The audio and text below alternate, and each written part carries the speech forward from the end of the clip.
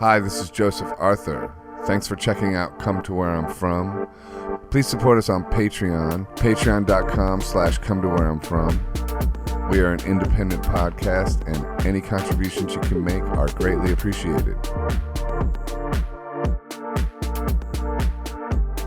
Hi, Sean.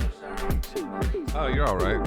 I prefer it that way because I'm out of podcast practice, so I don't really remember how to do this anymore. It's a very complicated. I want you to carry this episode, if that's okay. So, wait. We actually called you in so that you Just would do to the carry, podcast. you got to carry this one, Sean. All right. I guess I can do There might be a lot of awkward silences. I'll help you with it. There you go. You got it. Yeah, there we go. All right. Well, you want There we go. Somebody who knows how to sit on a microphone. Yeah. So to carry it, you guys are like every radio station, morning radio around the world, Something. where they're like, Yeah. bring the comedian, so bring a comedian in. He'll Got take any a- wacky 6 road a.m. stories? Yeah. So we can all take a half-hour break while he does his act. and go. Yeah. And go. Well, this is episode 109, Come to Where I'm From podcast. That's right. Fantastic. Good number. We were on a little break, COVID and work. Really, and you this. just, I was busy. You got busy and it's with been like somebody 2 or else. 3 weeks since we had an episode. That's why Joe started. I'm a little rusty. No big But deal. we're no beginners over here. I mean, if you were beginners, I would say you were starting at a pretty high bar Yeah. with lights and these mics. And a glass of water for And a our glass guest. of water already poured. Yeah. Some artwork for the guest. Some art for me to reflect on in Yeah. moments when you guys are just droning. And I'm Just like, think about that. Lenin in a mask. this is like, I feel like this is how some people see themselves at around 3:30 a.m. in this neighborhood. Uh-huh. They're like, I'm art. And you're like, nah, you're just fucking trashed on a myriad of substance. The West Village. Wait, here's a question. Are we recording or am I delaying that? Okay. Oh, yeah, we're going. This is okay. Right away, right off the bat, you guys are better at podcasting than a lot of podcasts. Yeah, I know. Because you're just like, hey, guess what? We can just record and it'd Yeah. be natural, and we can do a thing called editing. If we want to change anything. Yeah. I hate you do so many podcasts. We're like, all right, so we're gonna start. We're gonna play this song. Then we're going to talk for 45 minutes. You don't say anything. Then we bring you on and we do a bunch of 4-minute segments and we keep you for about 45 minutes longer than we said we would. And you're like, oh, cool. Right. Yeah. I like your reactions like, yeah. Yeah. Well, and then all the good shit got left on the floor because you said it all before we started. Right. Which to the listeners right now, that's not happening here. We just started. And we got it all. We got so it. far. Yeah.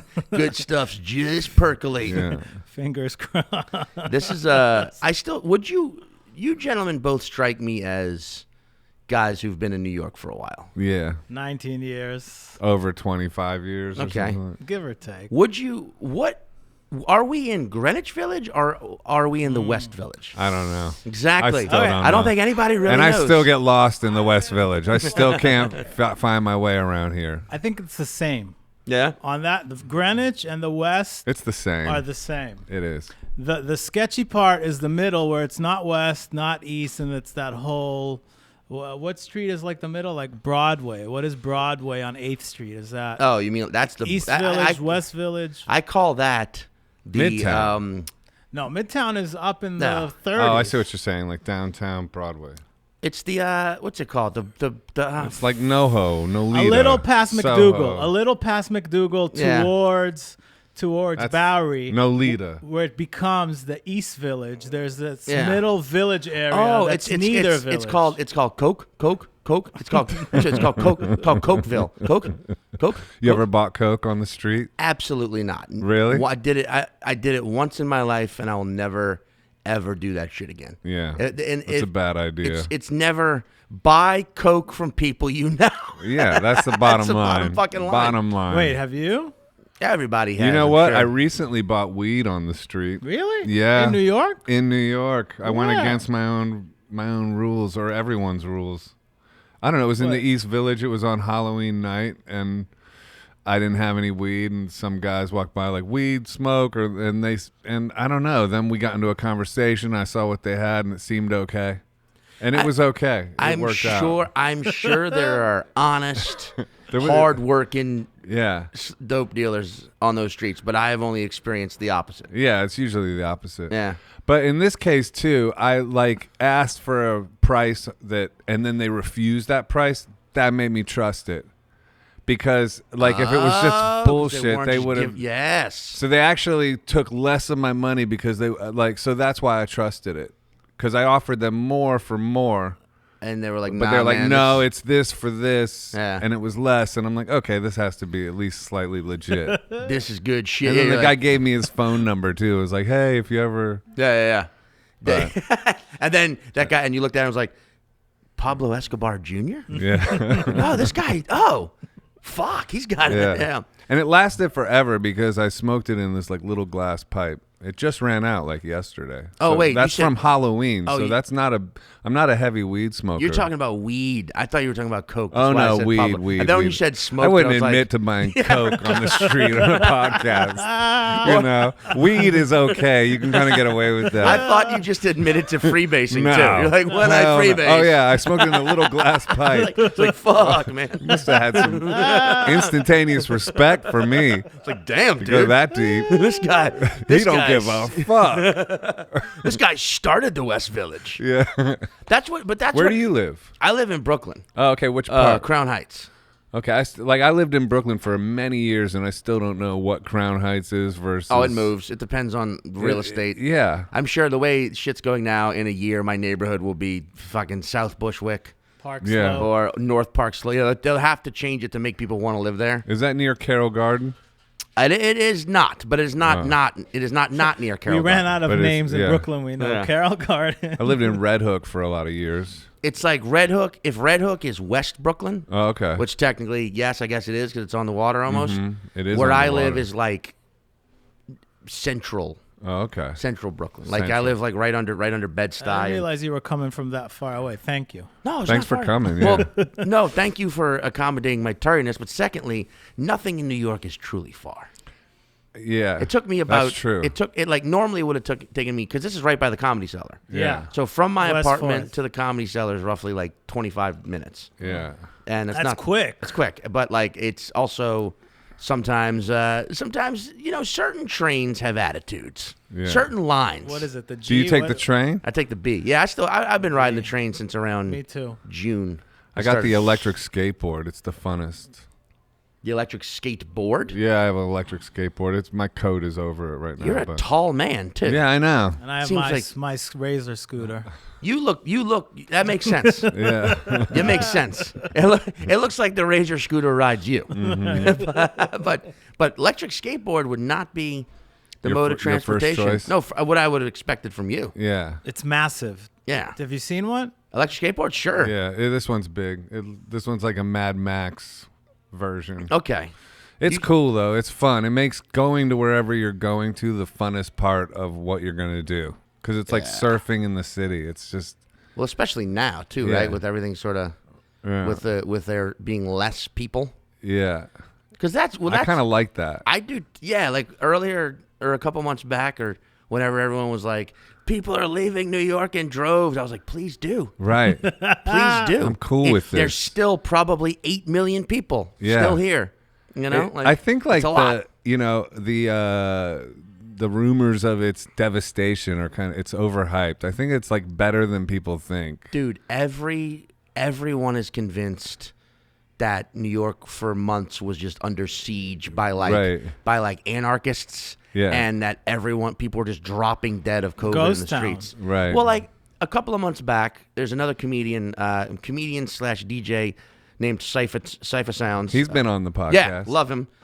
Shout out Cypher. shout out. Shout out Cypher Cypher. Hey, Cypher, don't get gassed.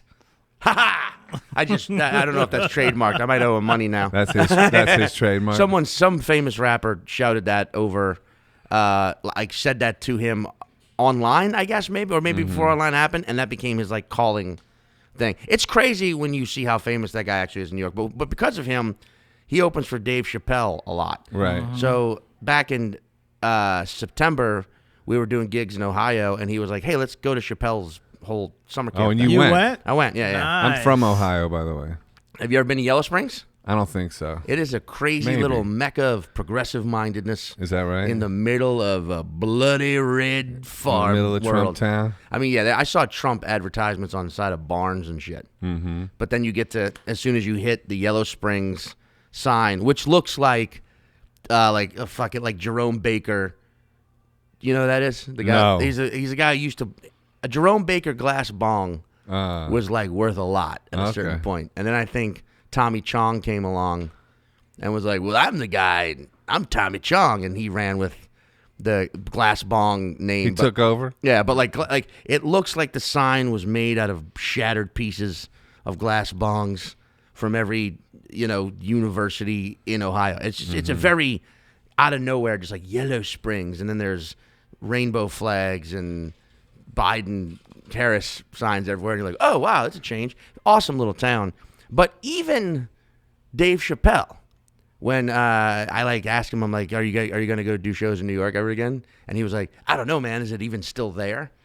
And it was like even there, it was like, yeah, like people, everyone outside of New York, the media was making it look like it was a fucking post-apocalyptic. Yeah. And it was like, no, man, just in fact, like there was a certain part. I mean, now everything's shut down again, and I don't think this is why, but over the summer, it was a very lively place, but it was all out because it was all outside. All outside, It was yeah. beautiful. More European, like people Yeah. drinking on the streets. Oh yeah, But, a lot. Yeah. I did a lot of drinking on the streets. It's far weird away the way from the people. media can just like Oh, yeah. fucking crush the mental landscape of humans and just like totally direct people into groupthink. Well, it sucks that that's the media's objective now. Yeah, it's so obvious Is too. it's to push an agenda. It's so agenda based. Like I guess no one likes to be the bearer of bad news or unbiased good news, but like that's why it exists. Right. It's just for people to be like, this is what is happening. Yeah. I am Walter Cronkite. They had names like that. Yeah. Walter Cronkite.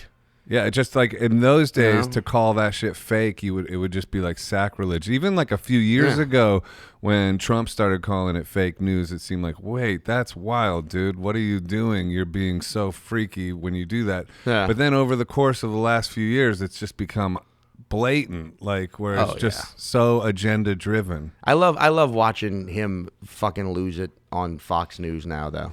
Because they're clearly like flipped. pushing away. We're Yeah. like, all right, bro, we're out. You're out. You've Like officially a car lost. dealer, like Yeah. this, and Yeah. then Get the fuck out of here. We're moving on to the next fucking Our next paycheck. We're moving on to the next racist, though they try and pretend like they're not, regardless of their skin color. Pundit, Right.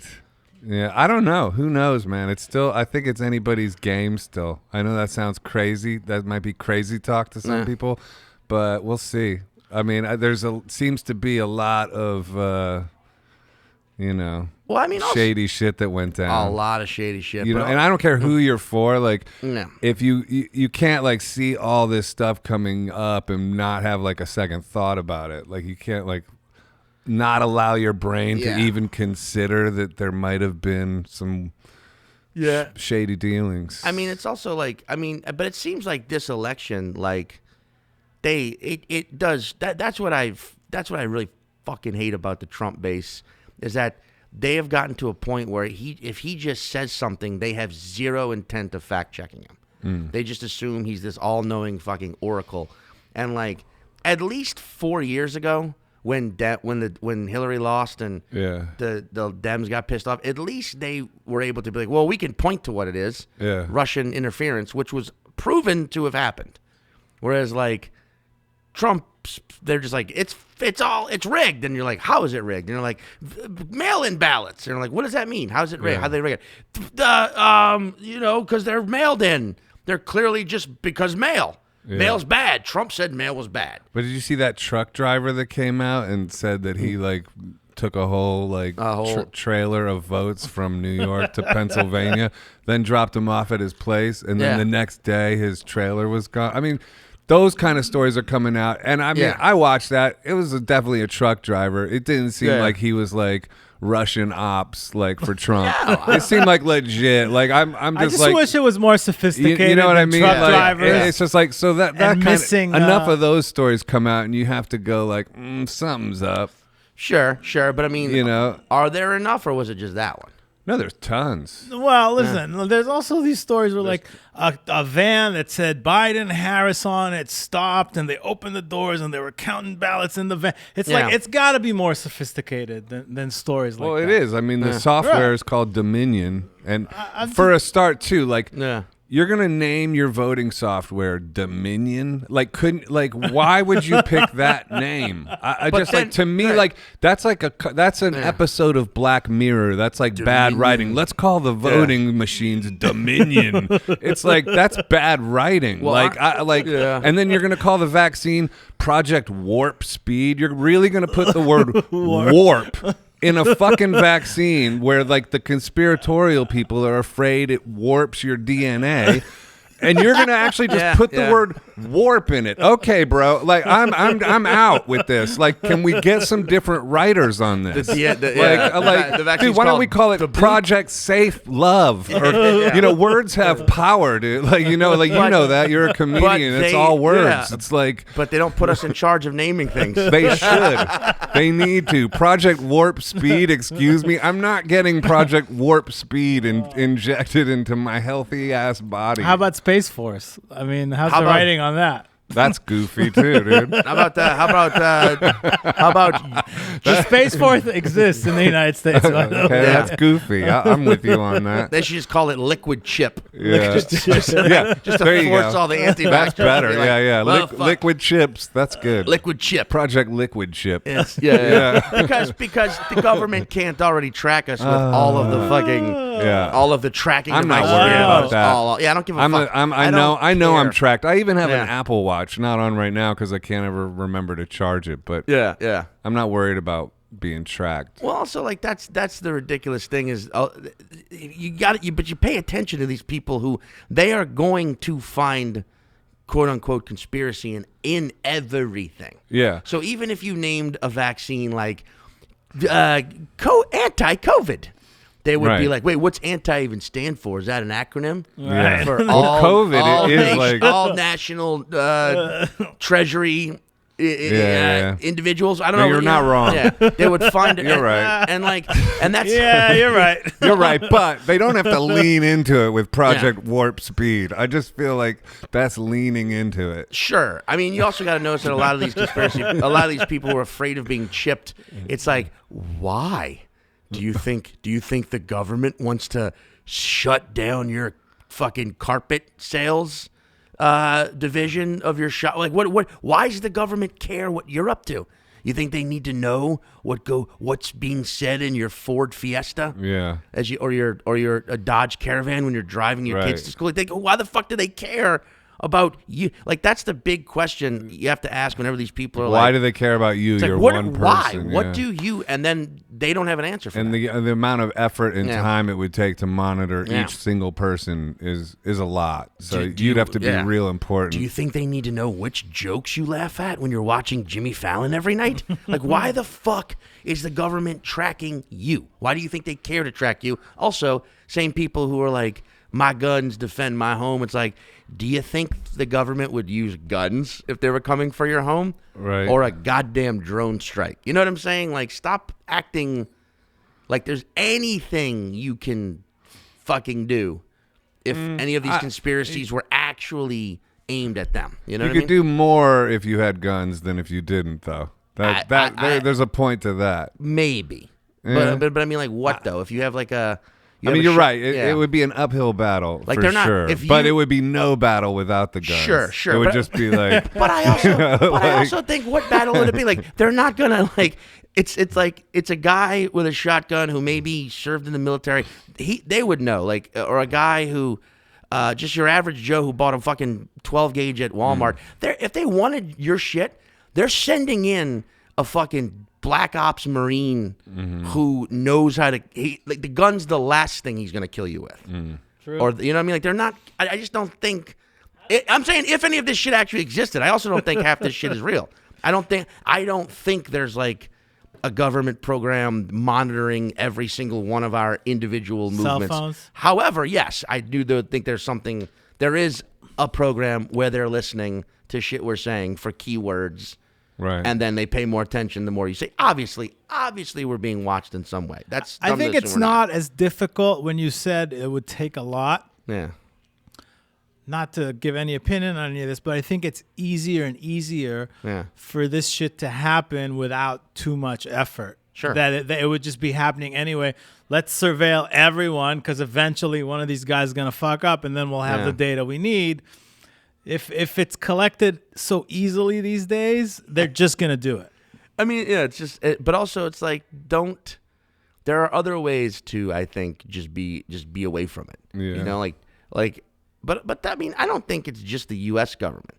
There's a movie called So one world government. Yeah, I mean, there's a movie called Gross Point Blank. One of my favorite fucking movies of all time. John Cusack? Love it. Yes, John Cusack's in it. Minnie Driver, fucking Dan Aykroyd. Probably Dan Aykroyd's one of Dan Aykroyd's greatest Gross performances. Point Blank? Gross Point Blank. And he's like a hitman, right? He's a hitman that goes back to his high school reunion. Yeah. It came out in like 97, 98. I remember that. Fan-fucking-tastic movie. But I remember I was in high school when I saw it, and there's a point where he's arguing with Minnie Driver, and she said something along the lines of like, when she finds out he's a hitman, she's like, the U.S. government does not just kill people. And then he has a line where he's like, well, I mean, the idea that there are governments is hilarious, but it's just like a side step, and then he goes back into the argument. And I remember that sparked this like curiosity about that. And when you really break it down, like, I don't know specifics, I don't know what you want to call them, but yeah, to act like these governments are truly against each other. I mean, I'm sure like, you could obviously see a lot of them dislike Trump, but he probably partied with them and put them up in his hotels and prior to his presidency, and they probably just didn't like him. He fucked up the vibe of the annual gatherings. So they did nothing to stop him from being unelected. Good cast. Do you think they're going to lock us down again? I don't think to the extent that people seem to think. I don't think they're going to I don't think it's going to be like it was in May or April. Yeah. No, I don't. I just don't think it, because no one would. No one will go for it this time. Yeah. I mean, I also feel like everyone's a little more savvy as to how to avoid. Yeah. You know, like back then we were like, okay, wait, so I can't touch my face? And remember, like for the That's true. For the first few weeks, we weren't even wearing masks yet. Yeah. And like, I used to wear gloves to the supermarket. Now you won't catch me dead with bro, gloves. I used to wipe down all my groceries with rubbing alcohol. I didn't do that. I already did that got for it. months. I got it. Dealt with it. Yeah. I got the vid. Wow. Yeah, but so now I have the antibodies. But I still wear a mask, like, just for other people. Well, yeah, because also the antibodies fade. I You know, know, it's like that's what they say, but I'm feeling pretty good. well, I mean, You know, there's like- also like the thing they keep, the thing they don't point out, and I don't know who this is, but there's also a giant part of the population That's who got it. who will never get it. Yeah. Like whose bodies just naturally are able to fight it. Yeah. You know, like who like, maybe I guess that's asymptomatic people. Maybe they spread it. They still don't know how contagious it is. Yeah. They still don't actually know. They say it's at a high level. It's new. Yeah. I mean, Have you been back to New Orleans? I have. Is it what's the reaction like down there? I mean, the city. When I went back to see my parents the week before the election. Oh, okay. And it's fucking. you flew? I flew. I've flown a couple times. Flying is not at all as bad as people. Like, depends on the airline. Like, I fly Delta, which is by far the most like anal airline when it comes to, which is great. I was listening to that. Yeah. You fly Delta, and Bert Kreischer flies American. I was listening to that podcast today. Yeah. You and Bert. Me and Bert, yeah. Yeah, you guys were talking about Delta versus American. Yeah, Delta's like, I mean, I don't know what Americans like. I mean, but Bert's also so successful, he could probably just charter his own fucking flights at this Yeah. point. Right. But like, yeah, like Delta's great. They don't sit anyone next to you. They make you wear a mask. If you take it off for too long, someone will come and say something to you. They give you sanitizer. It feels very. And every time I've flown, I've landed, waited 48 hours, and then gotten tested, and it was negative. Because Yeah. if you get tested as soon as you fucking land, you might. It won't. It won't show. It's- Yeah. You have to give it a couple days. So what was New Orleans like? Weird, man. Like the mayor, I don't know if it's still like this. I should check in with some people, but you couldn't drink on the streets anymore. Oh, really? Which was a thing. Really? That It's weird. They swap with New York. they swapped. You can only have a certain amount of cities in the country that let I it happen. guess. That's crazy. But That's nuts. the mayor did it just to discourage people from going out. It's like it was the same shit as it is here. Bars were open, but you had to sit outside. They all Right. had to close at 11, probably 10 now. In fact, they might be fully shut down now. But yeah, you couldn't. That doesn't make any sense either. Yeah. The curfew thing. That's just weird to me. It's the best meme I saw was Gremlins, where Yeah. what was the before he 9:59, turns? it was Before like- he Gizmo. turns, Gizmo. So Yeah. it's Gizmo at 9:59 and the Gremlin at 10 p.m. Yeah. I mean, dude, it's. I think the idea behind that is to fucking because we're all outdoors. It's for the young kids. Maybe. Honestly, it's for the Yeah. really young kids who go out and still go to the clubs and the bars to just make them go home. It's not for everyone. What else. about schools? Are they open now, right? schools? They're supposed to be were open. closed. They're supposed to open this coming Monday again. Right. Yeah. Because for kids, it's like not very dangerous at all. I mean, for most people, it doesn't seem to be very dangerous. My daughter went back to school. She's in the 4th grade. They were back for a full month. And nobody got it at school. It was pretty it seemed like school wasn't where the kids were getting it. But then after a month, some mother got it, who then the kid got it, but it didn't originate in the school. Right. It's good that the conversation's starting to shift about the negative results of lockdowns and stuff like that on man. people's mental health, particularly kids and shit, not being able to have peer groups anymore play and with their being in friends. front of It's screens killing 24/7. them. That's just some crazy devastating. And the There- suicide rates going up. I just think Yeah. I'm glad to see that part of the conversation is allowed Being in now acknowledged, without being oh my God, what are you, some kind of crazy fascist to bring that up? Yeah. It's why? What kind of monster are you? What kind of you wanna monster murder are you? your family? Yeah, No, I don't. No, I'm just acknowledging the fact Yeah. that there is some negative effects of a lockdown and that should be put into the equation Yeah, of and- whether or not we're going to pursue this line or not. And this government's not doing this. Next stimulus bill is going to do the same fucking thing the last one did. It's going to go to corporations first, and the people are going to get shit. Like my family still has a very successful family-run catering business, and they are fucked right now. Right. And they've been in operation for over 40 years, and they are fucked right now because all live events have been shut down. And do they believe these measures are over the top? Or I mean, depends on which family member you're talking to, but as a Right. whole, yes, because but they own a venue, so they're we want to be able to operate Yeah. on some level, and they're getting more restricted more and more, and Yeah. my fucking whole year has been wiped out. But what's wild is Yeah. when you brought up planes, it's there's 300 people on a plane. Yeah. You're allowed to go into Target. You're allowed to go yeah. into these places.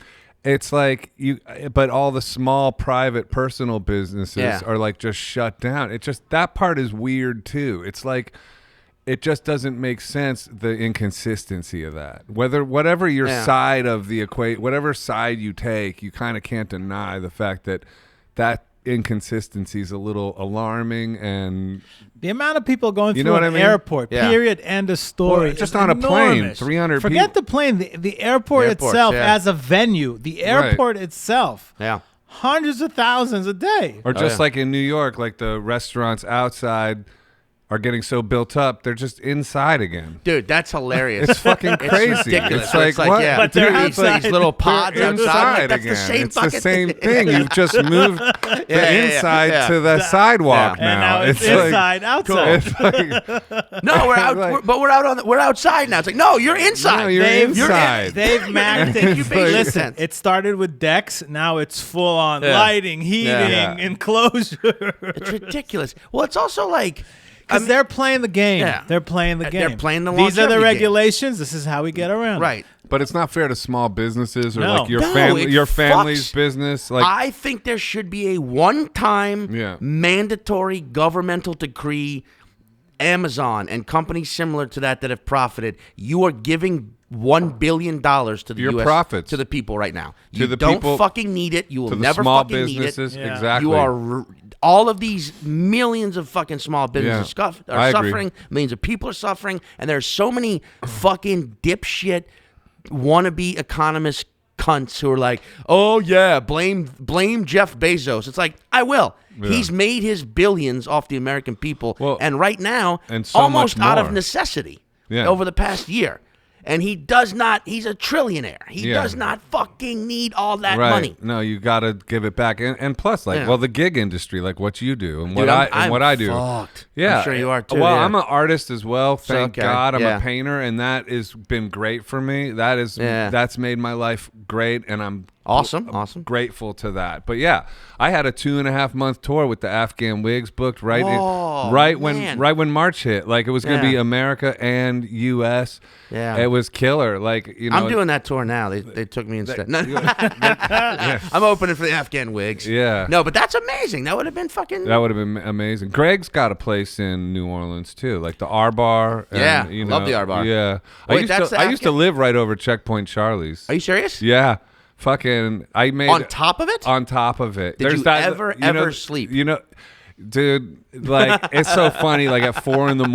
on a Tuesday, like dun dun dun dun dun dun dun, just out of nowhere, like just band would start. Yeah, and it was like I literally lived on the floor right above it. There's that whole apartment complex up there. Right. Yeah, not really much I didn't think sleep. anybody fucking lived up there. Did you, that's did great you, apartments up there. Did you do your laundry in the bar? Yeah, fuck yeah, dude. Are Checkpoint you kidding? Charlie's had Checkpoint Charlie's had a laundries in the laundromat. bar. Yeah. Yeah, and just the greatest like Bloody Marys and like I met a guy named dude. Jim E. Hendricks in there. He showed me his license. It said Jim E. Hendricks, and I will admit this was a long time ago. I did buy drugs from him, not the good kind.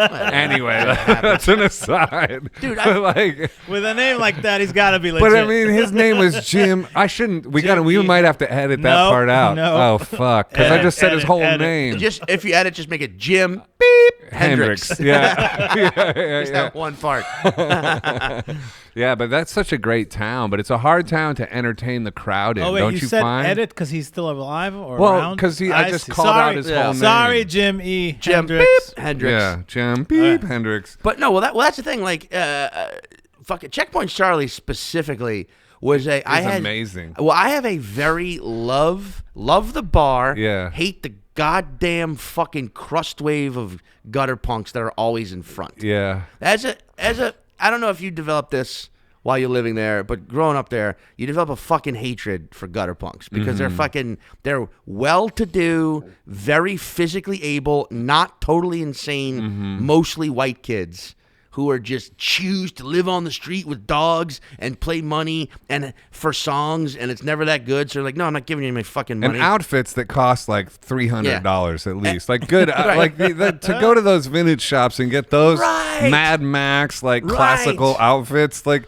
that shit's expensive, and they dude. think and their big thing is they have like honest signs where like money for weed or like need dollars for coke, and and they get in your face sometimes. You're like, no, and like, oh, what's wrong? You got to be a fucking dick about it. And I'm like, yes, I do, because you're in my fucking face with a sign that says need money for strippers.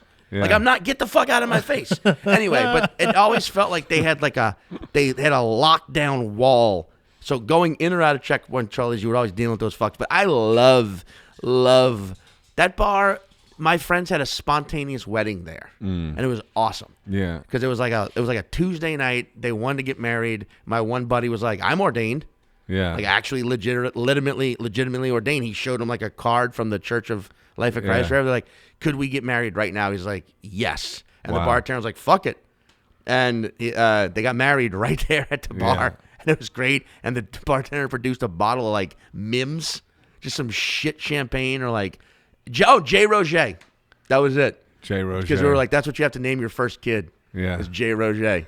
But yeah, it was just like a fun hang. And then like, I love those nights when you go in there and the bartenders, you can tell just like that sort of evil hungover.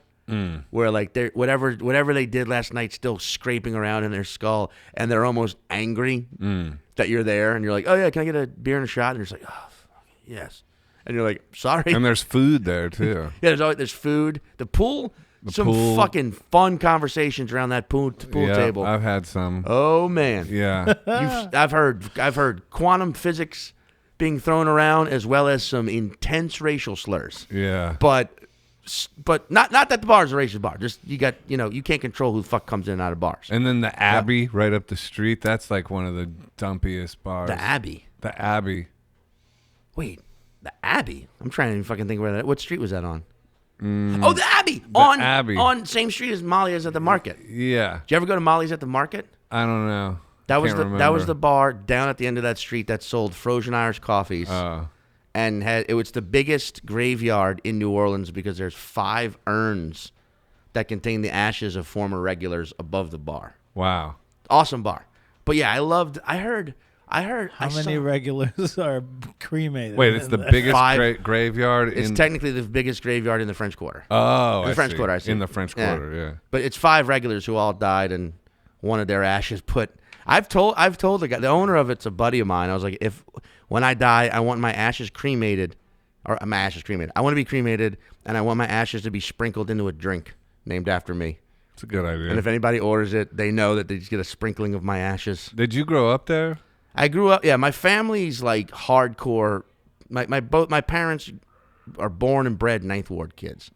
Grew up next door to one another in a shotgun house. That's amazing. Yeah. My whole family's deep root in New Orleans. I unfortunately moved. They moved us to the suburbs when I was growing. So I grew up in Chalmette, and then Slidell, which is like half an hour outside the city, but spent most of my fucking life in it. And then as soon as I got out of school, moved there.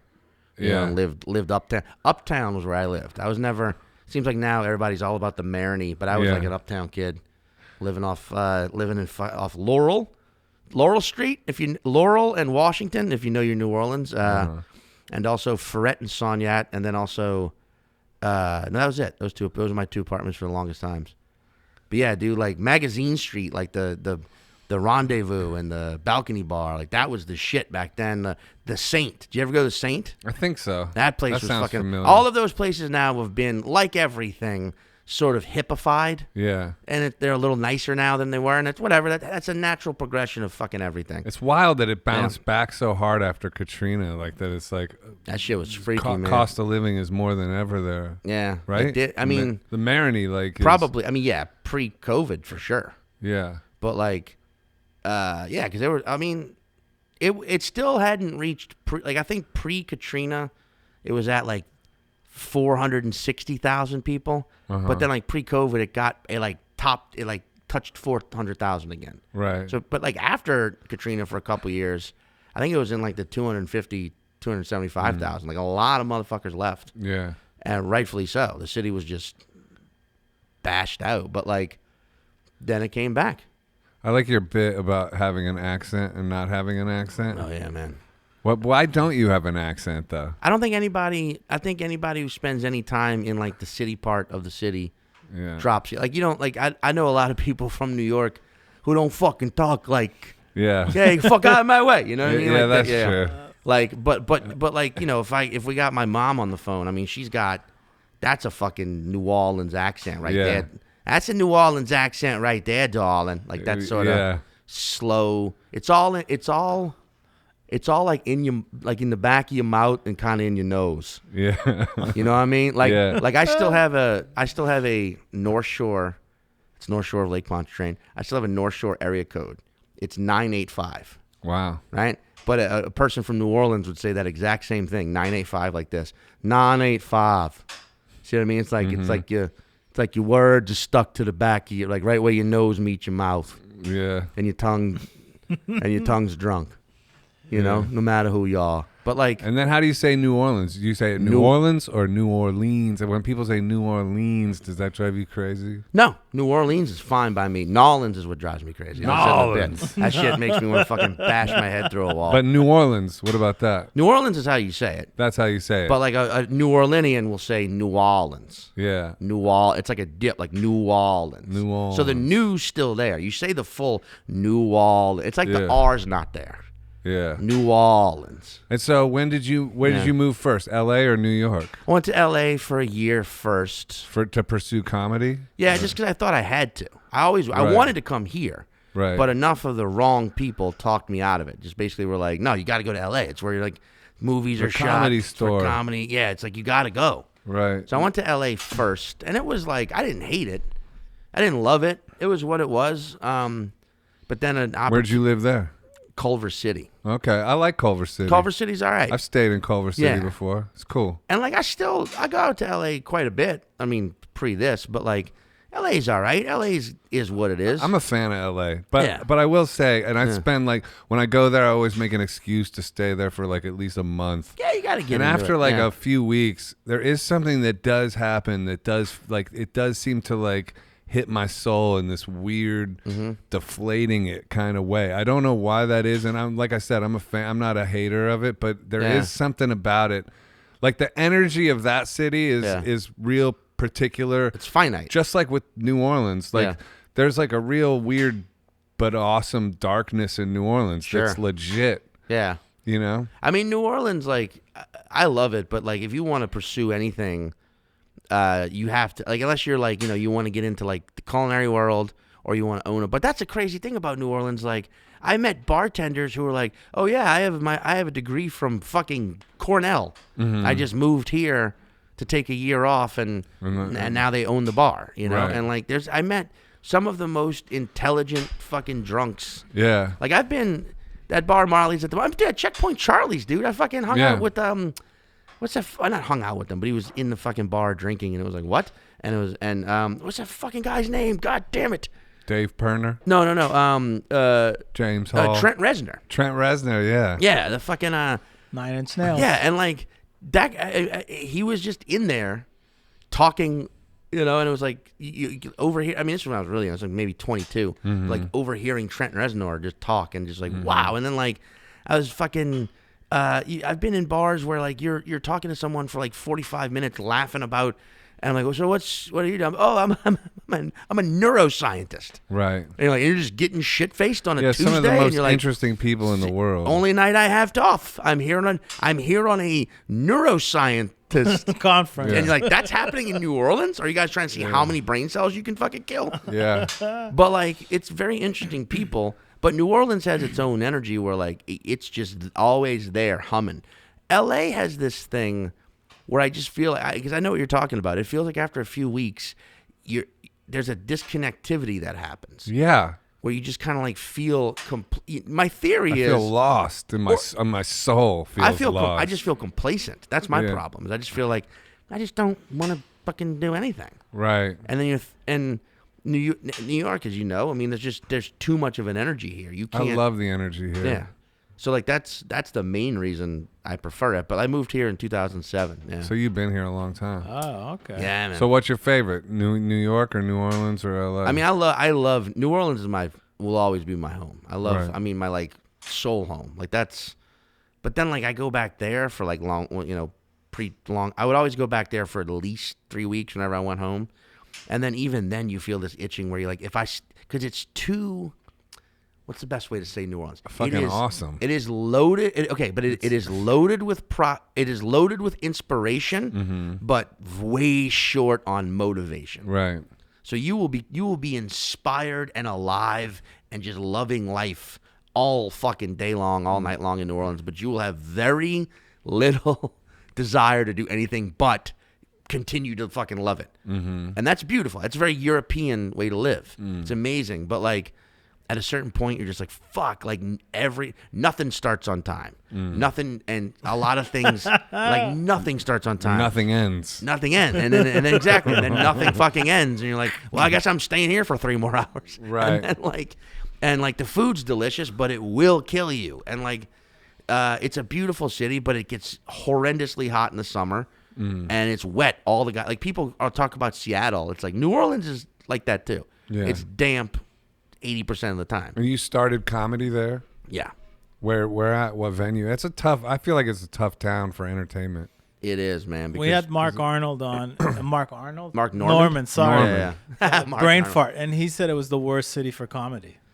I'm gonna hard disagree with him on that, but it's not. Well, I led him on that. Yeah. I was like, it's a tough town because every time I've played a gig there, it's been it is a kind tough of town. shaky. I mean, it's not. Here's the thing: New Orleans is full of. It depends on what kind of gigs you're doing, because like, if you're trying to do a gig in and around the French Quarter, or in the French Quarter, or in like a very touristy like you got that city's people are allowed to drink as much as they want whenever they want. So you're faced with, and then a lot of people are there to like see naked women and hear brass music and just divulge and just dive headfirst into a debaucherous journey. Bourbon the last thing Street. they want, the last thing they want to do is just kind of sit there and watch.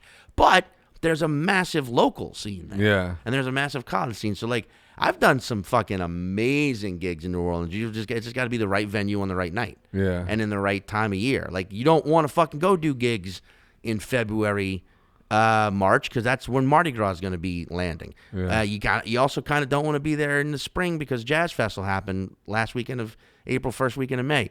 The summer's pretty great and the fall's pretty great, but you don't want to fucking be trying to perform around this time of year because it's a lot of Christmas parties and a lot of New Year's. New Orleans is hands down, without a doubt, the best place to go for New Year's Eve in North America. I stand by that because you don't need a plan. You just walk out into the night, Just wander. walk with drinks, hop into bars, party, do whatever. Just go fucking out into it. It's brilliant. What got you into comedy, or what made you decide that's what you wanted to do? I mean, I always knew I wanted to do something from when I was like I was a kid, like 11 or so. I knew it was something, but I couldn't sing. I wasn't an athlete, but I knew it was performance. I knew I wanted to perform for people, and I was always able to make people laugh. But at first, I didn't understand why. I just didn't. I would just say something, and people would fucking laugh at it. I'm like, what is it? And eventually I started to pay attention to that and like realize like it was something I was good at and that I loved doing it. But when I was like a teenager, the idea of being a comedian was very alien to me because I just didn't like stand up back then. And that's a weird thing. Like a lot of comedians are like, I was watching fucking Listen Johnny to Pryor. Carson when I was 9. I'm like, I get that, great. But comedy didn't be like, I was 16 years old. I was grounded because I'd stole my mom's van for a night and gotten busted. And I was home on a Friday night. I was watching HBO. I was watching, I remember the fucking movie. I was watching, I remember the movie and I'm not going to fucking remember it. God damn it. Not Terminator 2. Oh, Kindergarten Cop was on. It was Schwarzenegger. But then I remember afterwards, Classic. the show, Mr. Show with Bob and David. Oh, right. That came on like in real time. That show was like airing at the time, and I watched it. It blew my fucking mind. Immediately became a fan. And then from Mr. Show, I learned about The State, which had also been airing a couple years earlier on MTV, and then from then I went back and found, this was over the next like 4 years. I found fucking Kids in the Hall, and then I started to find comedians. I actually, David Cross, I still love, and then you learn about Bill Hicks, and you're like, Jesus Christ. And then going back, and then Chappelle at that time was like a young comedian but coming up, and like this guy's fucking amazing, and Patton Oswalt and Killing Me Softly. and then I remember like Sarah Silverman, seeing her for the first time and being like, holy shit, like Right. and then it was like 20 years old or so, and I was like, that's it, that's what the thing I've always wanted is like that. Yeah. And I started 2 years later, 22 years old. How did you get up the nerve? I went to this open mic at a place called Amberjack's, which no longer exists. It was this seafood restaurant / bar in Lakeview. Do you remember that neighborhood? Yeah. Lakeview it's like the Upper West Side of New York. Right. Right? So like I Rich, kind of.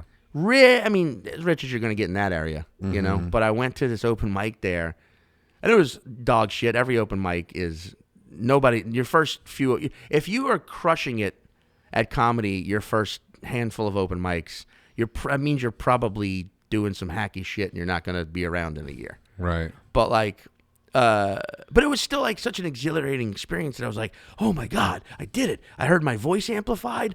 No one laughed except this one lady, but I think laughed at me, not necessarily with me. Right. Wow.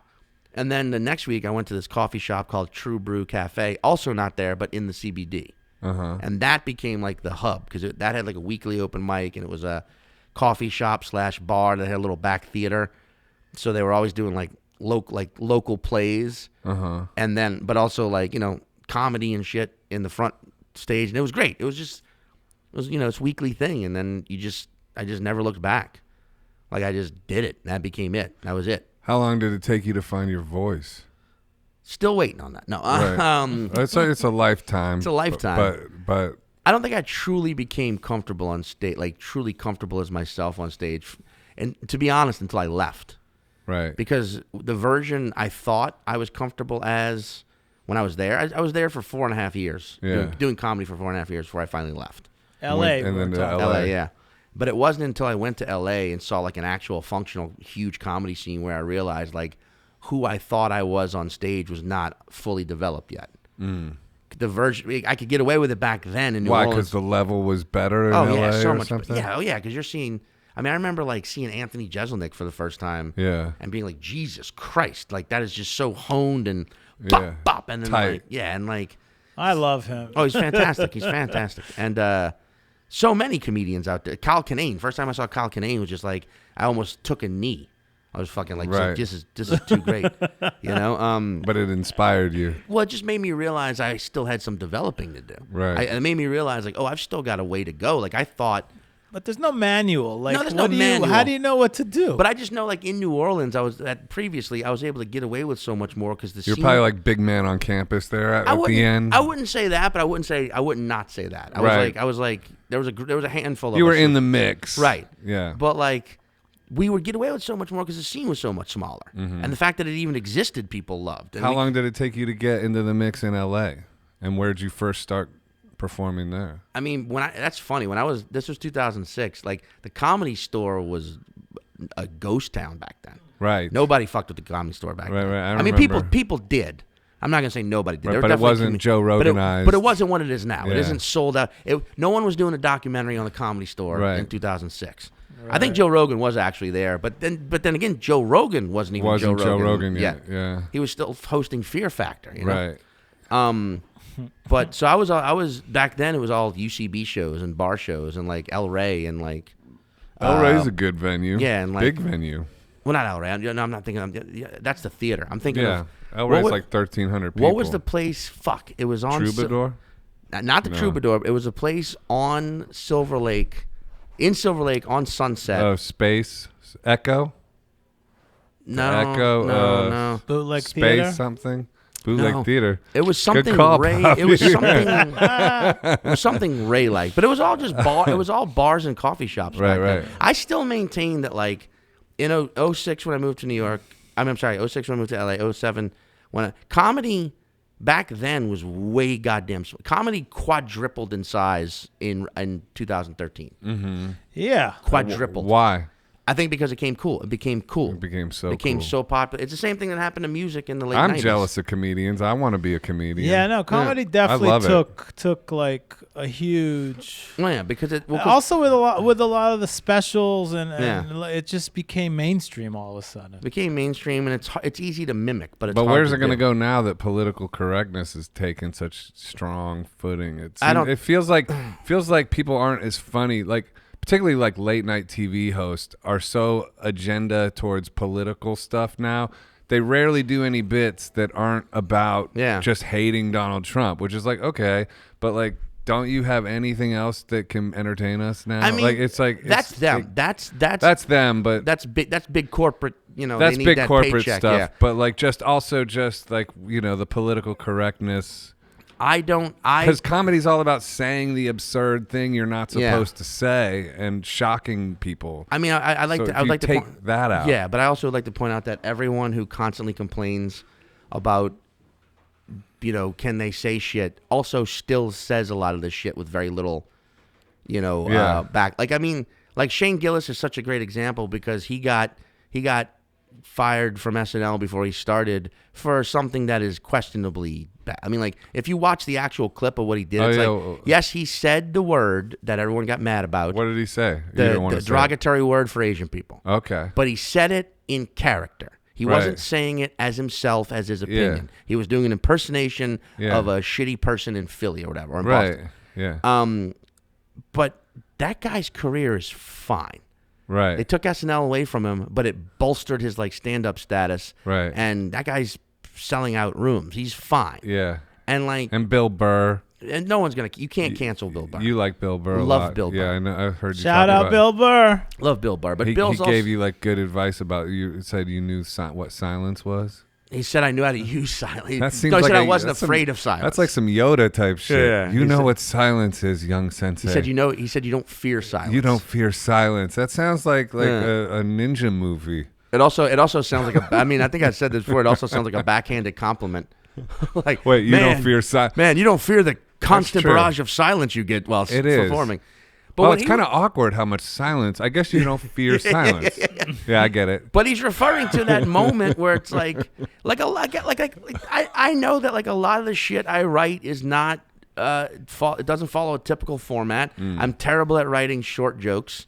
Like a lot of my shit's long-winded and you have to follow me, and I get that. And I like that though. I do too, and some people do as well. I do too. But I also noticed that there are moments where it's like, oh, this guy's still talking and we haven't gotten to a punchline yet. And in my head, it's like, I know, and I'm not going to rush. I'm going to make you sit with this for a minute because when it hits, it will hit you better and harder and clearer.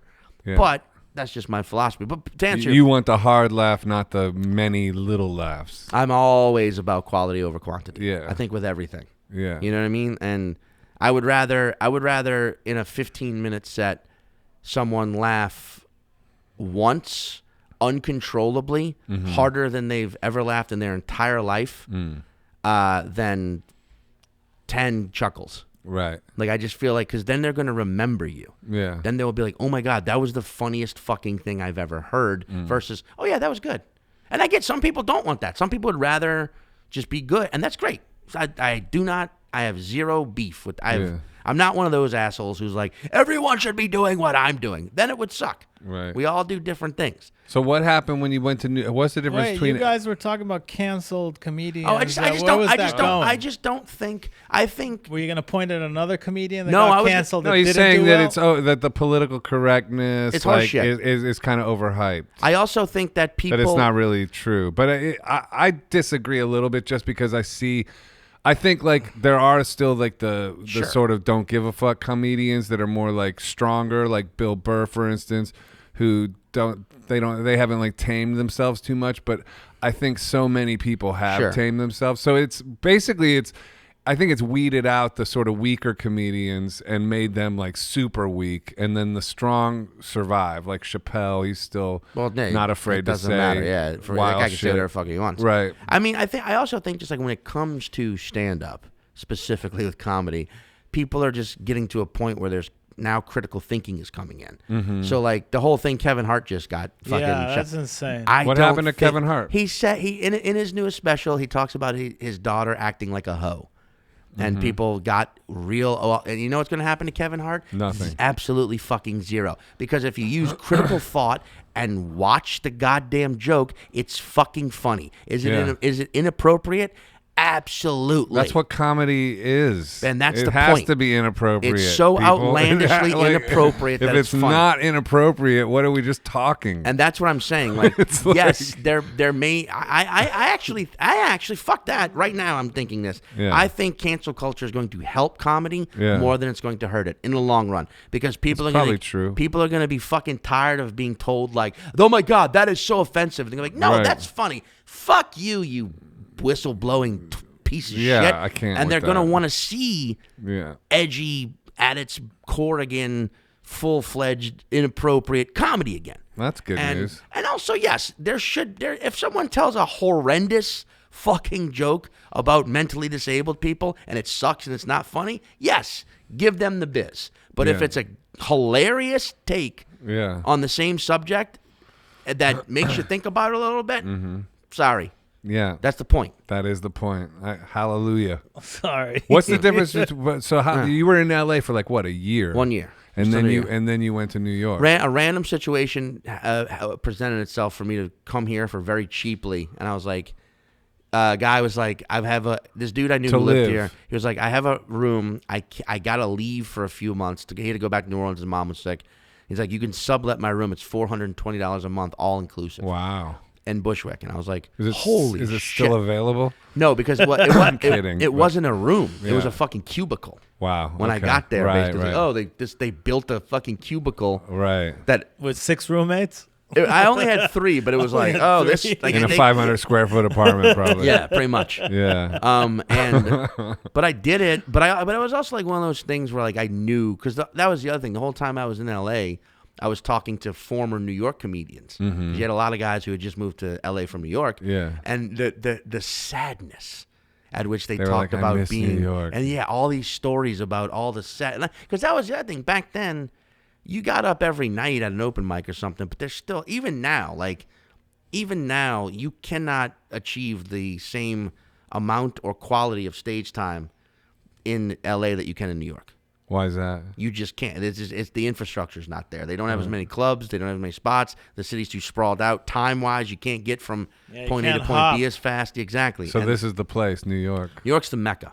And it was, if I felt I wasn't developed enough when I got to LA, I spent a year there and was like, all right. But then I got here and immediately went through the same exact thing where I was like, fuck. Oh, really? Another level. Because here I saw John Mulaney for the first time. Right. And, and I had Nick Kroll for the first time. And then,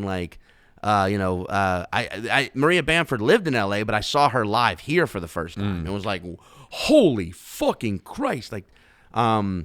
And then it was just like, and Mulaney and Jeselnik are both great at the same level, but it was just like, right. It was just another one. It was just another level of like, fuck. Did you find your footing in LA? Did you become like part of the scene, or did you leave too soon? No, a little bit. I found my footing a little bit. Like a lot of those guys, like who were out there when I was out there, are still at it and doing great. But when I came here, it was this transitional period too, because like I didn't fuck with the clubs here until after I did Montreal for the first time. I was like a bar scene, quote unquote, alternative guy, which is a bullshit moniker, but it existed and it still does. But it's like Reggie Watts is an alt comic. That's what an alt. Kate Berlant is an alt comic. Like for us, we were just comedians who didn't want to do the crowd work / back then the club guys were all kind of doing. It was the same. No offense to any of those guys. They had to make a living, but it was a lot of the same guys doing the same fucking thing. It was the same, like 10 guys regurgitating the same 6 premises. But it worked in the clubs back then. So we were just people who wanted to we were writing different jokes about different topics and different types of material and taking more risks on stage. And the bars and these small venues are the ones that were letting us do it. And now, a few years, like 5 or 6 years ago, the clubs kind of opened their doors to that. Now, all the great shit's in the clubs now. Now all the the cellar and all that. What if somebody wants to get into comedy fantastic. in New York? What would you suggest they do? Asking for a friend. Open mics. I mean, I would honestly say if you're already in New York, move and go somewhere else. Like I think the best fucking way to start doing comedy in the United States now, I mean, COVID's a fucking shit show, but let's just say it gets to a point where it's gone. Start in a different city. Oh man, that's not what I wanted. But if you're here, but if you're here, but that's not what your friend wanted. That's not. I mean, that's not what my friend wanted to hear. If you're here, just tell your friend. Not to buy Coke on the street. Yeah, never. Tell them to do it under the moniker of Jim Hendrix, and just start going to the mics, man. They're brutal. They're fucking brutal, and they suck. That was back then. Mics. I don't even know what they're like now, but back then it was like, they're brutal. They sucked, but I met some of my closest friends there still, and you have those nights where you pop off, but that's the point. You go to the mics. You only are there getting good enough to impress other comedians. And then those other comedians might book shows or have their own shows. And then you get on their shows. And then you climb the hierarchy that way. And then eventually you audition for a club. And then you get in at that club. And then someone takes you on the road or you start doing your own shit. How long did it take you to get that audition at the Cellar for? Oh, it took a while. I mean. What's her name? Esty. Yeah. I've been at the Cellar since 2015. So 5 years now. That's amazing. But I mean, like, it was hard. I mean, it was like when I had my audition afterwards, her exact words were, "It was okay." That's what you want to hear. Here's my email. No, and that's it. And that means you're in. Yeah, and then if she gives you her email, you're in. And then she started giving me spots. But then like 2.5 years after I was already passed, I was doing a brunch show, and she was there. A what show? A brunch show. Oh, brunch show. And which is just a regular show at 3 p.m. That's all. Right. It is. Just an excuse to day drink. Right. But Brunch. she was there at the brunch, and she just happened to go downstairs. I didn't notice, during my set, and she saw me have like a really good set, and afterwards was like, oh my God. And so like then she like before that I was getting maybe 1 or 2 spots a week at the Cellar. Then it like quadrupled. Nice. Because of that set. So like you just have that's the thing. So I guess. there's a lady named Esty, and it's Comedy is that Cellar like booker. kind of Yeah, Mitzi it's the Mitzi of it's the Mitzi New York. of I'm gonna argue a more powerful Mitzi. more powerful. Just because wow. because I feel like Mitzi, I don't know. I'm gonna be. Let me just 100% disclaimer right now. I do not know factually what I'm about to say is accurate because I'm not a store guy. You got instinct. But it seems like Mitzi. Yeah. It seems like Mitzi was more of a figurehead. Was more of just like a face of the club. I But got didn't actually make a lot of the decisions. Whereas Esty is the booker of the Comedy Cellar. Right. Has always been. Has been from what we all know from the get go. Yeah. And if you get big at the Comedy Cellar, then that's like a springboard towards what, a Netflix special, or what's the next? What's the next goal for you? In It's this all whole changed. thing? It's all completely changed, and Right. before COVID even. Right. I mean, the Comedy Cellar I think's the best comedy club in the country, but it's also a club. Like I am very fucking. I love being past there. I love doing sets there. I'm so fucking fortunate to be in that Right. position. Yeah. But I'm so fucking fortunate to be in that position. I'm grateful, and I treat every set like it's being filmed. I fucking love being there. But I also stress to everyone, like, do not let one venue define you. Right. That's not how you should I heard fucking you think. say that in a I've podcast. only seen Well, that's comedy good in New because York there. people like Yeah. get used to a room and what works in Right. a room, then they go to another room and they go like, "Hey, that bit killed at this room." Trust me, there are a handful of comics that have only worked the Cellar for probably a decade now, Right. and that's all they'll ever do. Yeah. And no offense to them, they're fucking great guys, and they make money from that. But like you can't just be the person who only does. They're the same thing with every club. There are probably guys who only do Carolines. There are probably people who only do Gotham, and we don't know who they are because they only do that one club. No, it's just like a musician. You gotta go on fucking tour You gotta and play other venues. because there are other great clubs in New York as well. The Stand is great. Stand's a fantastic club. New York Comedy Club's a good club, but like You the Cellar, posted something really nice on Instagram today about Creek and the that Cave. Long Island club that closed. Creek in the Cave was like our home base for a long time, but it just it's unfortunate. It's very sad, but that was a place that was a comedy club, but not really because they didn't charge for shows, Right. and it was a restaurant bar, and they just full-time comedy, and the owner was just still is a wonderfully like encouraging, cultivating human being who loved it, but just small business couldn't last.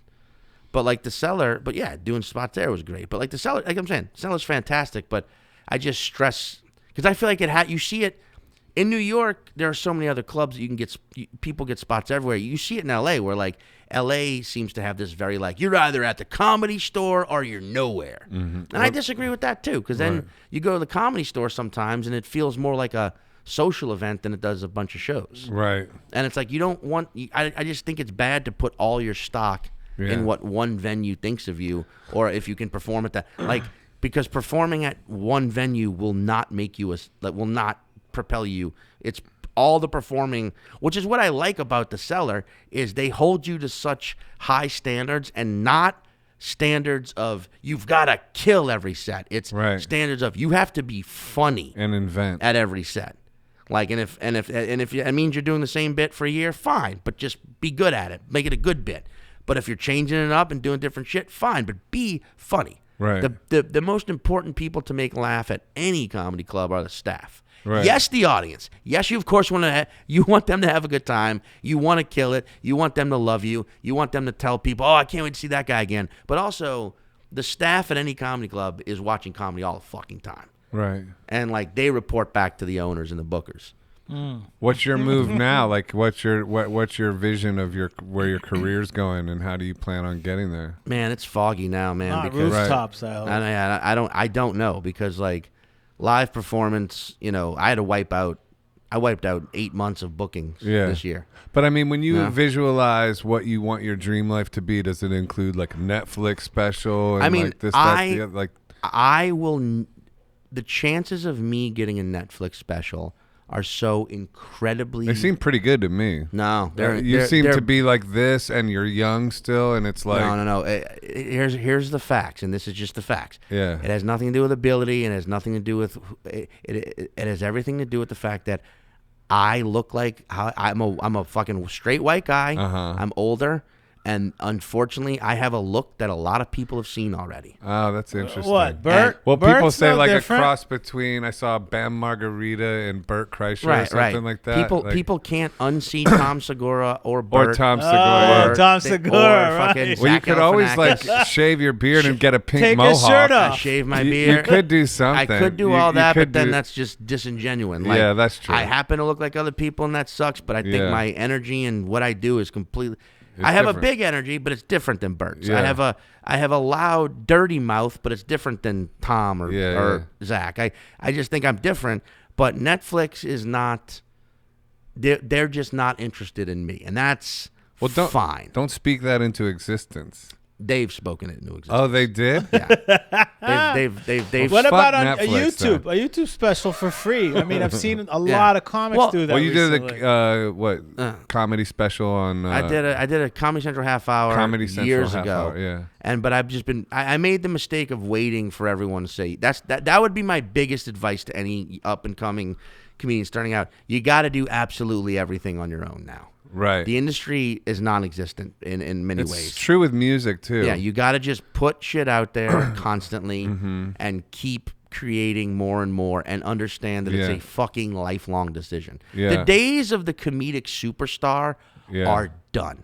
Right. Are done. There's never going to be another Kevin Hart. There's never going to be another Amy Schumer. There's never. You don't think so? No, I do not.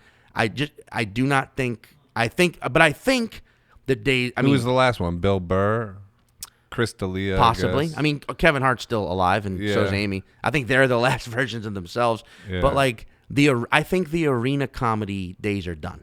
Or Louis was huge. Louis as well, yeah. But like I still think there's, of course, big theater, big act. There'll still be big fucking acts. Right. But like now, it's gonna be more of a, and this is kind of exciting to me, to be honest. Like, we're all gonna have to work for it in some way, and like maybe it's what the rest of the country should become. Like, we all become this artistic middle class, and you just fit. Some people will be lower middle class and have to struggle a little more. Some people will be upper middle class and be a little more set. Some people will be in the middle. But like that, I think, is what being a musician. That's like the music business, and that's kind of great. I'm good. I'm good with it. You live comfortably. You're happy. You love what you do.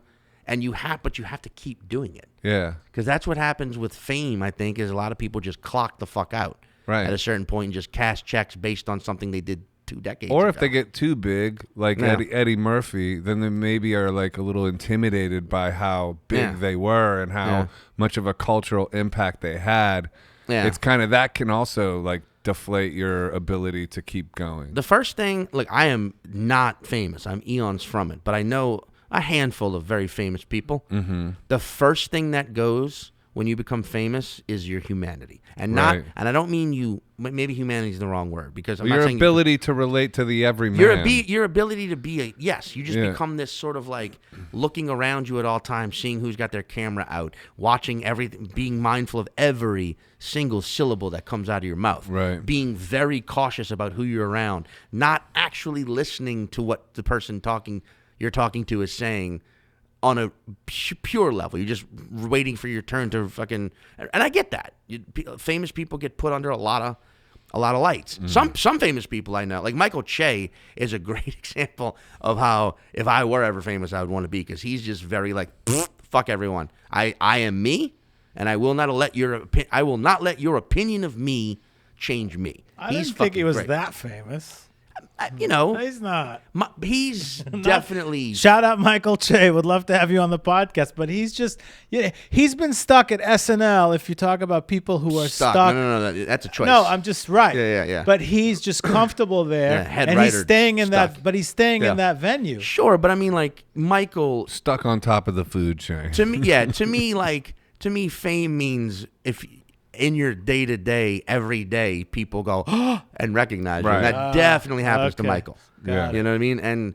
And Michael's a very fucking nice, friendly, like real human being. Fame has not seemingly changed that dude at all. But he's Kumail Nanjiani, same way.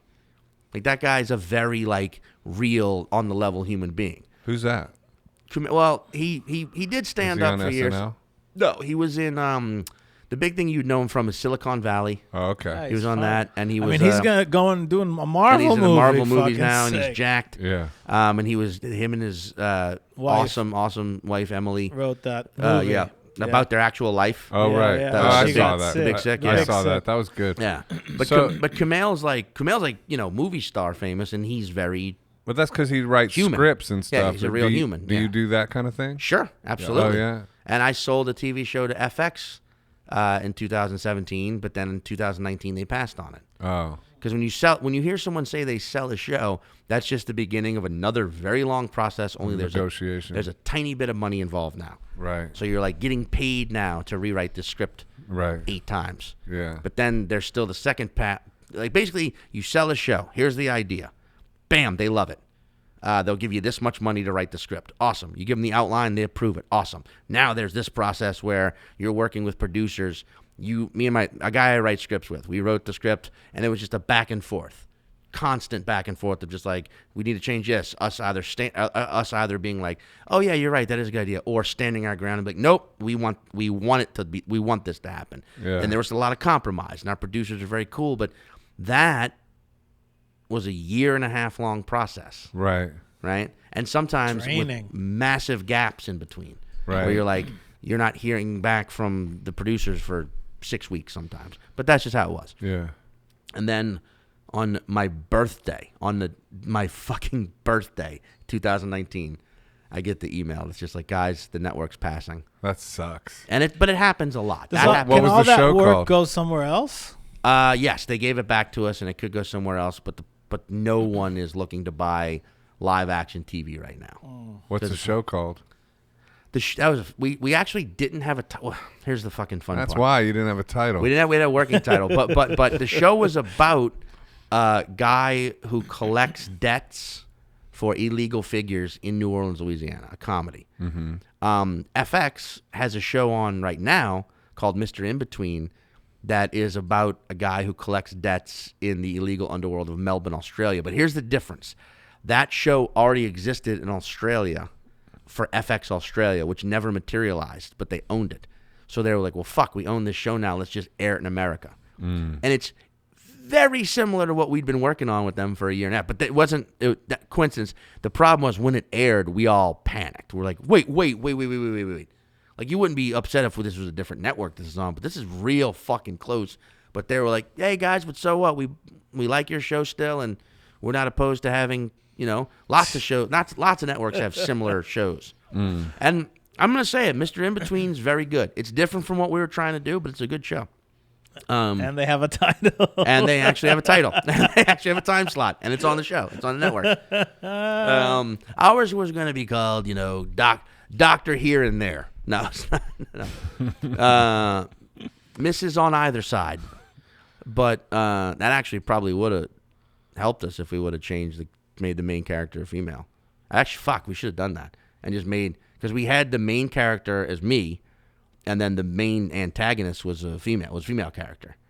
His like arch So you were going to star in it as well? Yeah, I was going to star in it. Nice. But we should have done that. Well, it's never too late, We should man. have switched to where the main character was a female, Try and to I would have sell just it played the bad guy. To FXXX. You could swap it. FXXX Is the same? Well, no, I mean that's a different kind of Mr. In Between. Oh. Mr. In Between the sheets. You got a gig tonight? I got 2. What time? You got to go soon, don't you? I got about 10 more minutes. Okay, 10 more good, minutes? Yeah, good. yeah. So wait, you didn't tell him what your goal is, since it's I mean, for Netflix. I want to. I'm create like He kind of did. It's like The he's script? like saying Is it's that like the be script? more Write the, more script. Be more the everyman. I mean, it's like creating more. But I'm just or saying the that- journeyman. Be- The well, journeyman. Not the journeyman. I just think that's what comedy is now. I think Yeah. like if you're getting into comedy, try and be a superstar, you're going to be more of a. I think it's more about niche fame now or Yeah. niche fame. I think it's more about like you get your fan base of, however many people that is, 100,000 people, and that's who you're talking to now. Like superstardom just doesn't make sense in a world where there's so much shit. Yes, there will be stuff that So much rises, content. but like for example, like that guy. Do you know who Jake Paul is? Yeah, he just boxed. He just boxed, right? Yeah. He knocked the hell out of Right. Nate Robinson. Nate Robinson. But that's a guy who has like millions of followers on YouTube, and also millions of people who have no fucking clue who he is. Right. And like that's how it is now. There's so much out there. You've just got to be 100% yourself and speak to the people who get you and stay with them. Like even like a 15,000 is great. Audience, 25,000. Yeah, exactly. Yeah, that's enough to sustain you. Sure, It sure, is, yeah. sure, absolutely. You don't need hunt millions. Right, but you build on it. Exactly. And that's what I think it's all about now. You build on what you got, get your 15,000 to 200,000, whatever, and build on that. Speak to your fans. But stay you. Mm-hmm. I think that's easier now than it's ever been and more doable.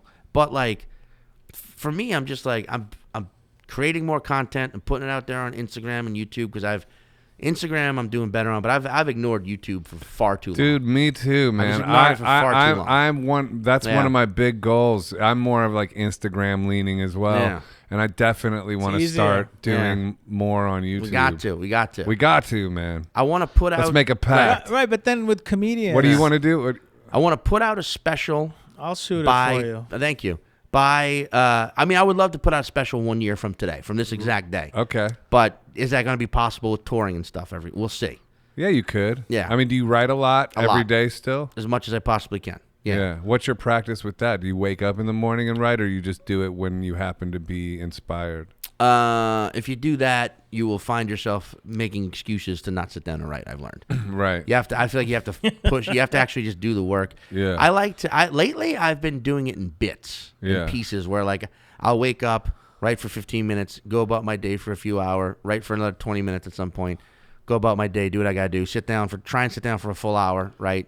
Yeah. And there's a lot of it's pumping out shit. It's a lot of it's just like you're just getting the shit out of your brain, right? And then you sit down, and then the last 5 minutes of an hour session, you're like, and then that's condensed some brilliant greatness shit there, and you're like, fuck yes. But you only got to that because you squeezed all the fucking mental pus out of that fucking pore. Yeah. Out of that. You ever try morning pages where you wake up and you write 3 pages of gibberish right from the first thing in the morning? I'm absolutely going to now. I've never even heard of that. It's in this book called The Artist's Way. Oh, I'm definitely going to do that. And it's like you just wake up, first thing you do is you write 3 pages. You don't nothing needs to even make sense at all. Literally just like gibberish it can be. It can be whatever. You're not trying to write anything that anyone's going to read. You won't even read it. And it's called the morning pages, and it does have the effect. I'm texting this to myself. Yeah, the morning pages, Artist's Way. Look it up, and it does have the effect of giving you more of that brilliant shit you're talking about. It sources that brilliant shit in a quicker way when you are writing things that you are trying to make something that people will check out. It actually just gets you to that space you're talking about sooner. So you just wake up. It's like a massive dump right in the morning. Yeah. I'm going to do that, and I'm going to buy a notebook, or I got a notebook. I'm going to do a notebook just for that. Yeah, and that's what you do. And then at the end of the year, just do a reading where you read that notebook out loud. That's a great bit right there. Yeah, just like, oh, shit, okay, guys, remember, this was gibberish. I thought this was just gibberish. Right. But see, that is a funny bit. Potentially really funny bit. But yeah, I want to put out a special. I want to tour again. I just want to create and put stuff out. That's it. Yeah. That's it. I realize now. Me too, man. You're kind of inspiring. Well. Anybody ever tell you that? No, you're not never on a podcast. Yeah, you are. Like, because I'm inspired. Because I'm like, okay, this guy, for one, the YouTube thing I can relate to. The fact, like, next year you're going to get a special. Like, I like that. Goals. Yeah, just push Maybe yourself. you'll come back on the podcast. I will definitely come back in a year on the podcast. when we can. After I film his special after right you here. film the right special, here. yeah. I could really film a at the special for you, by the way. No, City Winery. he's actually really good at it. And I don't want to say that because he doesn't do the podcast anymore because he's so busy. But you know. Well, I mean, yeah, dude, I want to do it. I want to I got a podcast and we're developing now. What's the name of your podcast?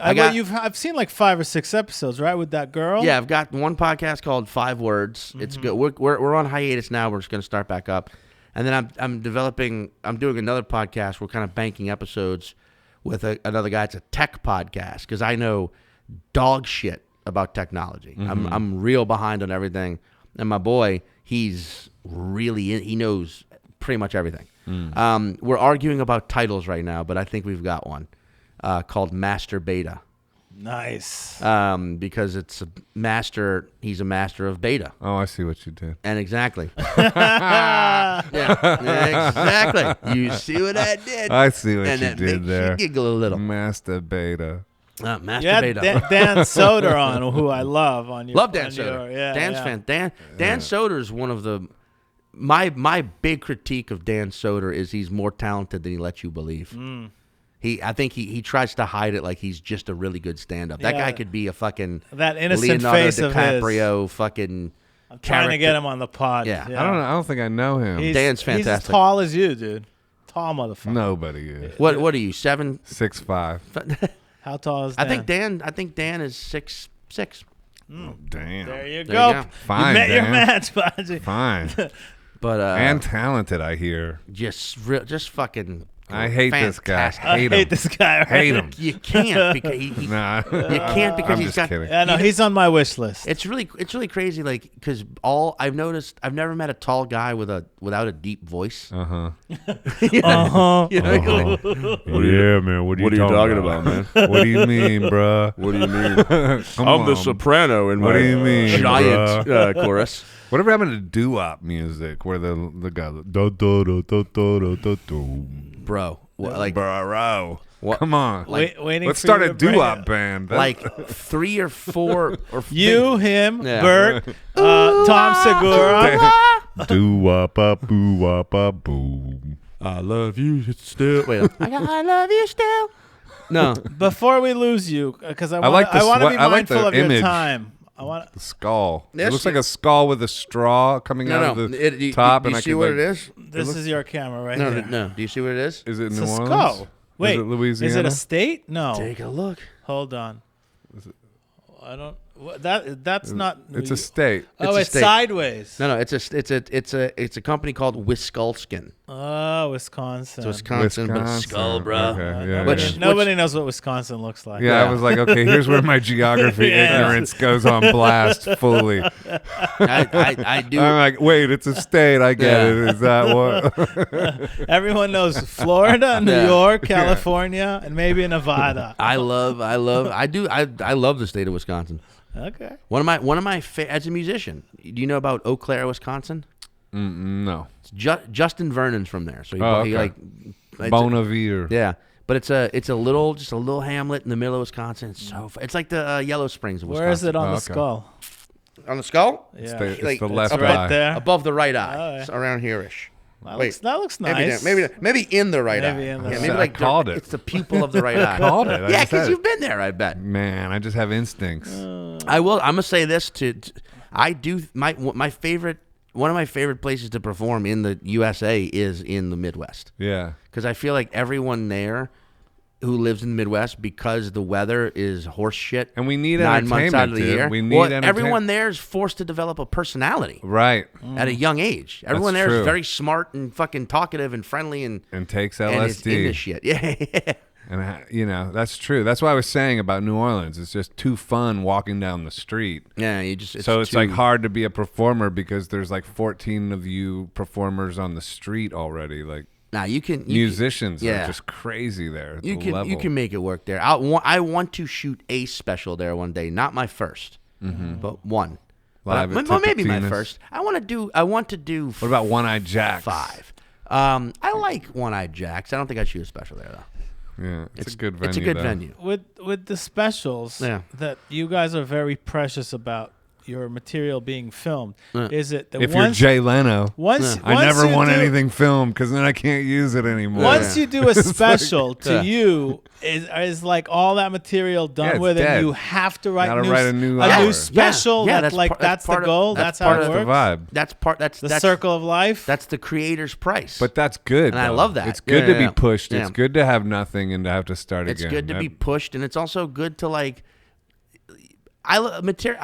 materials like children. At a certain point, you gotta fucking let them go. Yeah, and plus You know what because I mean? it spoils if you like leave Yeah, it if in you the make it crib s- too yeah. long. You don't- It's you don't it want your It becomes kid- a spoiled brat. Like you don't want your kid being 35, You living have on to your couch. individuate. You know, you want to get out of here. yeah, you gotta go. Right, You gotta right. like Yeah. find your wings. I've got an hour right now that's like A solid like a hour. 20 like I got an hour right now. It's like a 26-year-old where you're like, all right, you're still here. I get it, but Yeah. you start looking for a different place. You Well, gotta that's get out of it. here. Well, then, It's like, time so, to go. So It's you time to have get it for there. the like to get your YouTube special within a year.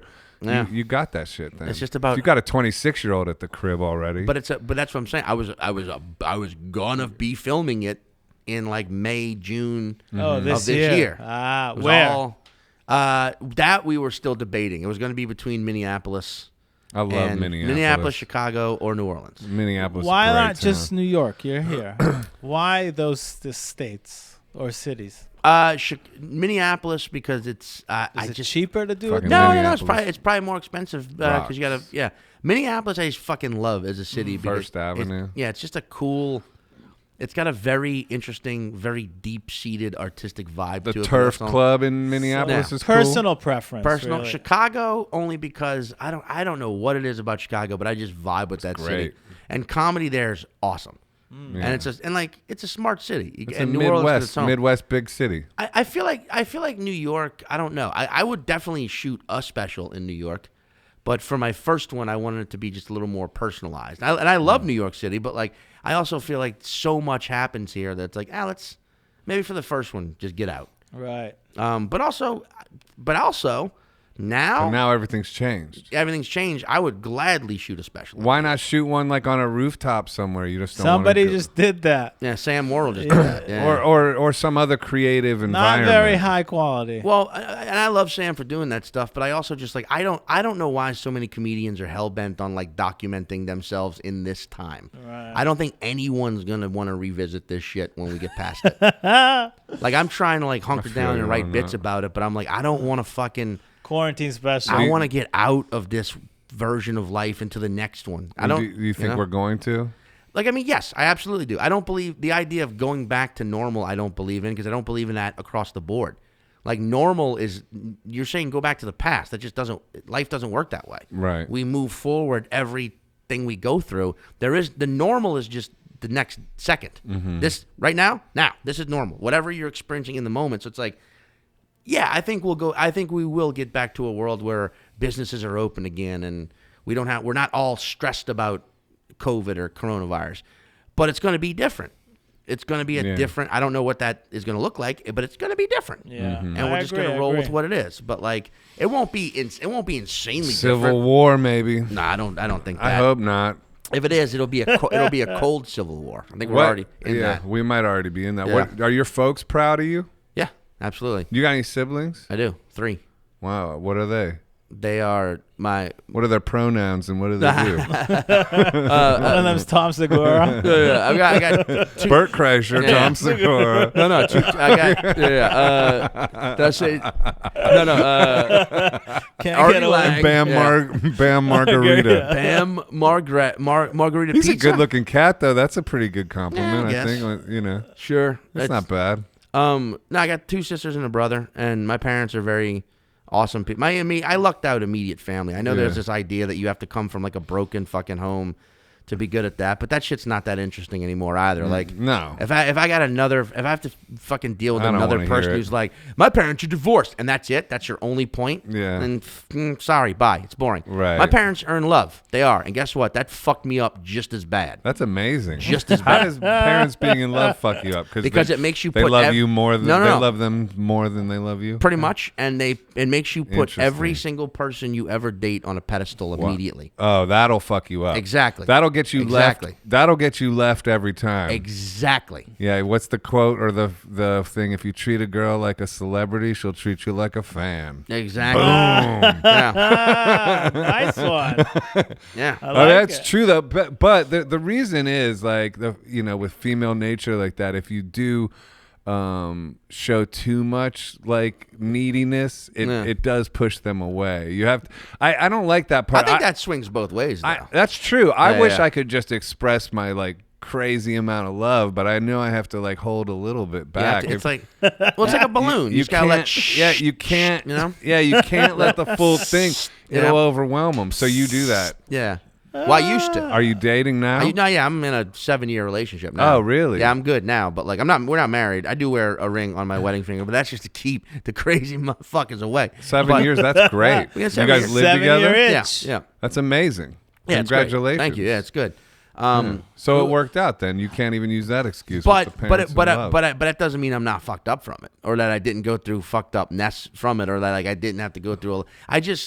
I feel like that's a thing that I don't fucking like that is happening right now. Is everyone is trying to wear their pain. I know the victim mentality. Well, thing victim's sucks. privilege. They're trying to. There's a thing called victim's privilege that the people are trying to like perpetuate and be like, I experienced this then, so that means I deserve this now. And it's like it has never been, nor will it be that. Does not work that way for people who experience some god awful shit. Yeah, let's give them a break. But your parents are divorced. Join the millions. Right. Okay. You got picked on at a young age. Join the quadrillions. You know, like we all had some bullshit to overcome that sucked fucking ass. Yeah. But wearing it like you're special, fuck off. Yeah, well, it's just the problem with it is it just life doesn't operate that way. It doesn't reward you for having a victim mentality. It rewards you for having a grateful mentality. Yeah. That's really, and I understand that's hard to achieve for many people, and some days it's hard to achieve for me too. It's like, so I get it. I wish life operated like, the more of a victim mentality you have, the better off you're going to be, because I would probably be better off than I am now if that was how life operated. But it just doesn't operate that way. I mean, all the times people asked you to get stuff off the top shelf, and you're like, "Can you just see me as a person and not just a tall person?" God, you guys, what am I just? I'm just feet and inches to you, aren't I? Why do I always have to be the baritone? I want to be a soprano once. Can I just get the high part? All right, man. But I hear you. You carried the podcast for us. Oh no, that was a conversation had by us all. That was good. Yeah. That felt like 20 minutes. That was cool. Yeah. It was an hour and 40 minutes, but hour and 40. That's perfect. Yeah, dude. Yeah, that's good. So this is gonna probably air tomorrow. People can follow you on Mr. Sean Patton. Yeah, Mr. Sean. It looks like Mrs. Ian Patton. I'm aware. The way you say his name, Mr. Sean. It was like today he was giving me your Instagram and he's like, Mr. Sean Penn, Mr. Sean Penn. I said like Patton. I had a mask on. I was Patton, and he heard Penn. But no, Mr. That happens Sean. a lot. Sean is SEAN. And then right before now, he's like, is it Scene or is it Sean? I'm like, dude, it's Sean. As a foreigner, every time I see that, in my mind, I read Scene, but I know it's Sean. You're a foreigner? Yeah, Where he's are you from from? Israel. Okay. He was in the Israeli army, so he could kill both of us. Wait, Ehud? Ehud. Ehud? That's not. Wait, I thought you were from Nebraska. Hooter. I was born in New York. We call him Hooter, which is very Nebraska. Right. Israel, man. I've never been. I'd like to go. It's a trip. But everyone. Isn't that a thing in Israel? Like everyone served in the army for 2 years? Yeah, that's pretty cool. That's a whole other lifetime. I hear it sounds more impressive to say it, so I like to say it. But hated it. Well, yeah. But that's why you got into podcasting, brother. Exactly. Mr. Sean Patton. Mr. Sean Patton. Mr. Sean Patton. Patton. P-A-T-T-O-N. Mr. Sean Penn. Yeah. Mr. Sean Penn. Don't follow Sean Penn. He's got enough. Sean Penn on Instagram. Sean Patton. And then when are your next shows in New York? Because this episode's going to air tomorrow, hopefully. If you're listening to it right now, you can see me tonight at the Stand. They don't really have. You have a to show stand actually per se. They just have a bunch of people hanging out. Maybe there's a microphone around. That's all I'm saying. Incidental comedy. Yeah. And that's crazy. That's what it is. And it is what it is. And yeah, just follow me on Instagram. I will post about shows all the time. Yeah. All right. Thank you, Sean. Oh wait, actually, what? Here's the thing. Straight up, if you're not in New York or you just don't like going out, on Instagram on the Bonfire Live at 9 p.m.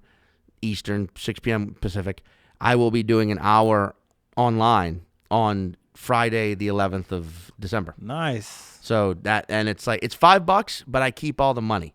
It's one of these sites that gives you all the money as a performer. So it'll be fucking great. It won't just be me sitting in front of my screen talking at you like this is weird. I'm going to actually perform a set in a studio space with no audience in front of cameras. That's fun. So if you're at home, you can watch me actually do a fucking hour, and I can hear you laugh. It'll be great. Oh, that's cool. So December 11th, 9 p.m. Eastern, 6 p.m. Western. I'm just going to start saying that from now on. That's great. And go to the Bonfire Live on Instagram to find the ticket link. I want to tune into that. Do it, please. All right, Sean. Thank you, you. man. Thanks, guys. See y'all later. We're back. Don't call it a comeback.